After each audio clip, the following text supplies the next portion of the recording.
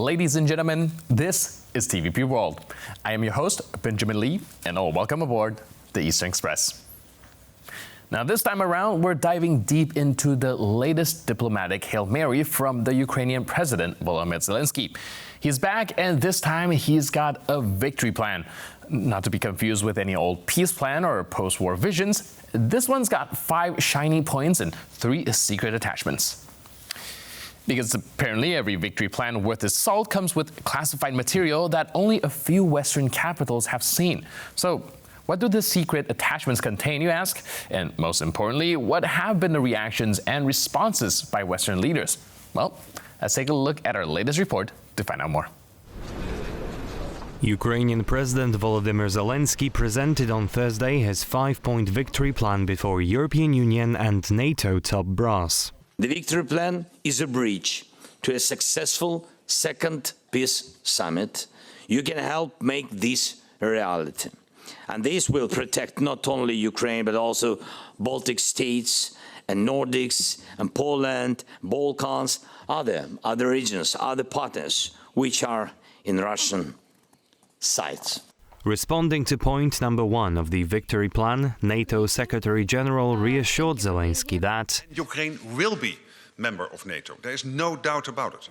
Albeit at a time unspecified. The NATO chief did, however, say the alliance would reach a $40 billion military aid target for Ukraine. Meanwhile, France, one of Ukraine's most stalwart supporters, pledged support via its foreign minister for Ukraine's plan for ending the war with Russia. Russian victory would enshrine the law of survival of the fittest and precipitate the international order into chaos, which is why our exchanges with Hungary must enable us to advance President Zelenskyy's peace plan. In the southern Italian city of Naples, defense ministers of the Group of 7 also held Ukraine's back. One of the main points of the meeting was the firm support for Ukraine, which has been defending its sovereignty from Russia's brutal and illegitimate attack for over 2.5 years. We have all condemned Moscow's aggression. Along with Italy, the G7 includes the United States, Canada, France, Germany and Britain. And now, let's take a look at the issue in greater detail. So, what is in Zelenskyy's Plan Z, as I like to call it? Well, let's break it down, point by point. Number 1, the golden goose of international diplomacy, NATO membership. This is bold, given that Ukraine's membership has been one of the key reasons Russia decided to throw a tantrum and start a war in the first place. Now, Zelenskyy argues that joining NATO isn't just a good idea, it's inevitable. The message to Putin is loud and clear. Guess what? Your geopolitical poker game? Yep, you've already lost. Well, I mean, it is a flex, but one that makes sense if you're Ukraine, staring down the barrel of another winter with Russia bearing down your neck. Zelenskyy's got a point. As long as Ukraine isn't in NATO, Russia will keep rolling the dice, hoping that it lands on some sort of territorial gain. But don't hold your breath for immediate action on this. NATO Secretary General Mark Rutte, in his infinite diplomatic wisdom, called the plan a strong signal, which is pretty much code for, we're not quite there yet, but thanks for asking. Now, if point 1 felt a bit bold, point 2 is like a shot of espresso. No more playing defense. Ukraine wants to take the war to Russia's backyard. And if you thought this was extreme, well, guess what? There's a secret annex there too, because if you're going to launch attack on Russian territory, you might as well keep some of the details hush-hush. But the message is clear. Make Russia feel the pain, turn their propaganda-fed indifference into rage, and maybe, just maybe, they'll turn their ire towards the Kremlin instead of Ukraine. Now this one's juicy because it's a bit of a mystery what is strategic deterrence exactly. Zelenskyy hasn't spilled the beans, but the implication is clear. This point is about securing long-term security, likely by planting Western military hardware and possibly troops right on Ukrainian soil. Think NATO bases in Ukraine, soldiers in blue helmets setting up shop. Zelenskyy isn't just asking for handouts, he's offering Western investors a piece of the post-war pie. Ukraine, he says, isn't just a war-torn wasteland. It's a gold mine, both figuratively and literally. And if Ukraine wins this war, those resources won't end up in Russian hands. Now, if that doesn't get the West excited, I don't know what will. But here's the catch. To get there, Ukraine needs to win this war first, and win it convincingly. Zelensky isn't just asking for support, he's outlining what the future could look like if the West goes all in. And now here to shed more light on the issue is Taras Kuzio, Professor of Political Science from the National University of Kyiv Mihola Academy. Hello, sir, and welcome to Eastern Express. Good morning. Thank you for inviting me. So today we are exploring President Zelensky's victory plan. I think it'll be an understatement to say that this is very highly anticipated. It's been talked about during his visit to the United States, and it was the announcement of it was delayed a little bit by the delay of the Ramstein group meeting. Now that we know some of the details within the victory plan, there have been a little bit of criticism when it comes to the whole plan looking more like a wish list than a concrete plan. What can you tell us about this particular phenomenon? Well, I'm sure you're aware that none of us have actually seen the full plan because parts of it are secret. The only parts which have been made public are what were revealed to the Council of Europe last week and also to the Ukrainian Parliament. Ukraine is, I think, and President Zelensky is hoping that 2025 would be a breakthrough year with the help of Western assistance and cooperation with Western governments on military production in Ukraine. And this is the main key to keep Russia fighting for the time being, impose heavy losses on Russia. There's only about 1 month left of fighting in Ukraine before winter becomes. And so the plan that Zelensky outlined is really for next year, I believe, when it is assumed Russian forces will be far more degraded, Russian military equipment will be far less available because they are running down their Soviet stocks, they're relying on Soviet reserves of equipment, and Ukraine would be in a better position to take the fight to the enemy. But of course, the victory plan stumbles into the same problems we've had for the last 3 years, that key countries, particularly Germany and the US, do not have a final goal in this war. They do not have a goal of Russia's military defeat. And so it's difficult to even talk about a strategy when the two of the biggest suppliers of military equipment to Ukraine, Germany and the US, simply don't have a strategy themselves. Right, like you mentioned, the key contentious point of this plan is perhaps the first point of the victory plan, which is for Ukraine to be included with the NATO with a very clear and concise roadmap, and at least that's what we know from some of the information that has indeed been announced. But realistically, looking at it, we do know that it is a recurring theme where partners like Germany, United States having their reserves, or some being a little bit more reluctant than others for Ukraine to join in. So shouldn't there be some sort of convincing argument presented by the Ukrainian president when it comes to presenting this plan to these countries that should perhaps turn the tide of their opinion on this topic? No, I would disagree that NATO has been lying to Ukraine since 2008. So for 16 years. It's been making excuses, been making nice sounding statements that Ukraine will eventually join, but I don't believe that NATO will allow Ukraine to join ever, at least with the current leaders in play. So actually, NATO has been deceiving Ukraine for 16 years. And I think Ukrainians are getting very frustrated about this. Ukraine, there's always some excuse made by Western governments. So Ukraine's too corrupt, Ukraine needs reform, Ukraine needs this, Ukraine needs that. But in reality, what has happened is that Russia has a veto over Ukraine's membership. NATO will never admit this publicly because this would be too diplomatically embarrassing. But de facto, Russia has a veto over Ukrainian membership, and that is why United States in particular and Germany don't want to bring Ukraine into NATO. Germany, and no German leader has ever supported Ukrainian membership of NATO. The last US president to support Ukrainian membership of NATO was President Bush in 2008.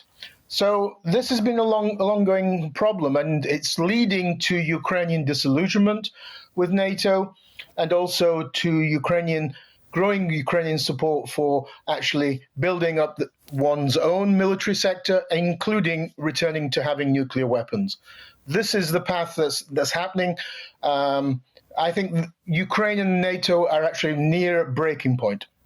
Right, like you mentioned, Ukraine is now considering, or at least sounded off on potentially considering building nuclear weapons once again. And Zelensky is also even saying things like, well, be it NATO or be it a nuclear weapon, we need something to guarantee our security. And like you very much mentioned, NATO has been dragging its foot when it comes to allowing Ukraine to joining in the alliance. However, this victory plan also strongly hinges on Ukraine being within NATO. So with this in mind, isn't this plan drafted, well, kind of destined for failure in its inception? I think that parts of the plan are failed in the sense of NATO seeking NATO membership. This is probably the last big attempt by Ukraine to try and achieve NATO membership. But as I've mentioned, there's a tremendous amount of kind of despondency and disbelief in what NATO members are saying. They keep repeating the same lies and kind of deceiving Ukraine that yes, you will join, but they've been saying this since 2008. So I think that is a kind of a last-ditch attempt, and next year Ukraine will try to do a breakthrough with a military campaign. We'll see what happens. A lot of that hinges on both whether Ukraine will be successful and who will be US president as well. That's also a factor. But President Zelensky also said to Donald Trump, if you are opposed to us to join NATO, then we'll have to build nuclear weapons. Every country has had to deal with its own security. India, Pakistan, and Israel, three countries which did not have nuclear weapons until the 1960s, 1970s, 80s, built them because the West was not providing any security to them, and they did not trust the West. And so I think Ukraine will very much follow Israel's example. It'll return to becoming a nuclear power. It has the technology, it has the expertise, it has the plutonium. And this will be the West's fault for creating an India-Pakistan scenario, which will be Russia, Ukraine, and Eastern Europe. It will be the West's fault for not actually providing security for Ukraine and not supporting Ukraine's military victory and Russia's military defeat. Right, and like you mentioned, there's still a lot of consensus that needed to be drawn within NATO allies itself. And with the recent Biden visit to Germany and talks with some of the leaders, it is clear that there isn't a consensus when it comes to this issue. What are some of the things that are that's making it so hard? Is it internal political pressure? Their voter base are getting increasingly worried about the situation, fatigued by the support of Ukraine? Or do you think there are any other calculation that is changing, well, that's causing a rift between these leaders? I think it's today we have the most countries ever who support Ukraine's NATO membership. France recently, about a year or so ago, changed as well to support. The two countries which are the stumbling blocks are United States and Germany. Germany has never had a leader, whether it's Christian Democrat or Social Democrat, that supported Ukraine's membership of NATO. And that's because of traditional pro-Russian policies in the German foreign policy and business elites. In the case of the US, Biden is a product of Obama. Obama was the first U.S. president to oppose Ukraine's membership of NATO, and Biden continues that policy. Trump, we know, loves to have a kind of a close relationship with Putin. So the two stumbling blocks are always going to be US and Germany. And I don't think the other countries are the stumbling blocks. Poland, Scandinavian countries, Britain all support Ukrainian membership of NATO. They talk about a West German scenario where West Germany was allowed to join NATO, and even though East Germany was under Soviet-Russian occupation, and that kind of scenario could be the one for Ukraine. But it's nothing really to do with with internal reforms in Ukraine or fighting corruption, because joining NATO is not the same as joining the European Union, where you have strict criteria, where you have to reform this, judiciary, corruption, politics, and build democracy. NATO is never really been a club of democracies. I mean, fascist Portugal was allowed to join NATO in 1949. Turkey had military coups, it stayed in NATO. Greece, for 10 years, had a military junta as part of NATO. So that's not really the factor. The factor is Russian veto. The US and Germany fear Russia's reaction, fear this, what they call escalation from Russia if Ukraine is allowed to join NATO. So de facto, Russia, the Kremlin, has a veto over Ukraine's membership of NATO. And NATO will never admit this, but that is the only way to explain this. And this is why Ukraine has just simply got very despondent. I mean, after all, the best army in Europe, the best and most experienced army in Europe today is the Ukrainian army. It has the highest spending on military and defense in Europe. So it would be a bonus to bring Ukraine into NATO. But there you are. I think we shall see. But I think Ukraine and NATO are going to go separate paths probably from next year, especially if Trump wins the election and if Trump decides himself to pull the United States out of NATO. Right, so there are, of course, a lot of alarming signs indeed, and we'll have to wait to see how the situation develops. In the meantime, thank you so much for your input and insight and for being with us on the Eastern Express. Appreciate it. Thank you. And now we move on to the Eastern News Flash, a series of all the other stories from the East that you don't want to miss. Preliminary results from Moldova's presidential elections indicate that incumbent President Maia Sandu, who advocates for stronger European ties, has a lead in the first round. At the same time, votes are still being counted for a referendum on Moldova's potential membership in the European Union, with early results showing the yes camp holding a narrow margin. The results of the referendum remain extremely close, with nearly 50.2% of ballots cast for EU membership. The vote on whether Moldova should join the EU or remain in Moscow's sphere of influence has been marred by accusations of Russian meddling. Sandu accused foreign forces of spending millions of euros on lies and propaganda to keep Moldova unstable, alleging attempts to buy as many as 300,000 votes. In the presidential election, Sandu is leading with nearly 42%, while her main opponent, pro-Russian socialist Alexander Stoyanoglo, has about 26%. The two will face off in a runoff vote on November 3rd. Ukraine and Russia have recently exchanged nearly 200 prisoners of war. Notably, some of the released Ukrainian soldiers were among those who had surrendered during the defense of the Azovstal steelwork in Mariupol in 2022, a key event in a war. On Friday, the warring countries exchanged 95 servicemen each in a nighttime prisoner swap facilitated by the United Arab Emirates. Among those released was prominent human rights activist Maxim Butkevich, co-founder of the independent Hromadskie radio station and Ukrainian soldier. He joined the Ukrainian military in March 2022 but was captured in June and later convicted by a court in Russian-occupied Luhansk in March 2023. Prior to that, on Friday, Ukraine reported that it had received the remains of 501 soldiers killed in battles with Russian forces, mostly in eastern Ukraine. In return, Russia received 89 bodies of its soldiers.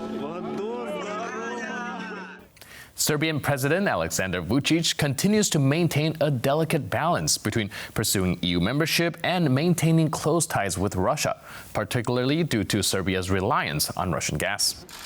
For the first time in 2.5 years, Serbian President Aleksandar Vučić was on the phone with Russian despot Vladimir Putin. During the Sunday call, Vučić thanked Putin for Russian energy supplies and reiterated Serbia's unchanged position on sanctions.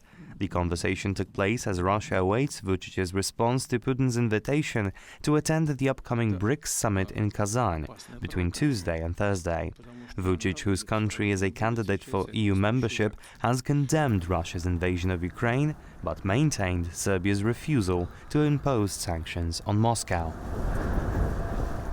NATO's top commander in Europe has issued a warning that regardless of the outcome of the war in Ukraine, Russia's military is expected to emerge stronger in the aftermath. This signals concern for future European security dynamics. No. General Christopher Cavoli told Der Spiegel on Sunday that Russian forces will become a more formidable adversary for NATO thanks to the experience gained on the battlefields in Ukraine and despite significant losses of equipment. The general argued that Russia would continue to have significant military capabilities and clear intentions. Cavoli advocated rapid implementation of NATO's new defense strategies and urged member states to meet additional defense needs to outpace Russia's war machine. Cavoli's concerns echo those of Bruno Karl, head of Germany's Federal Intelligence Services, who suggested that Russia could be capable of attacking NATO within 6 years. Meanwhile, Polish President Andrzej Duda predicted that Moscow could throw down the gauntlet to NATO as early as 2026 to 2027. Of international law in maintaining global order.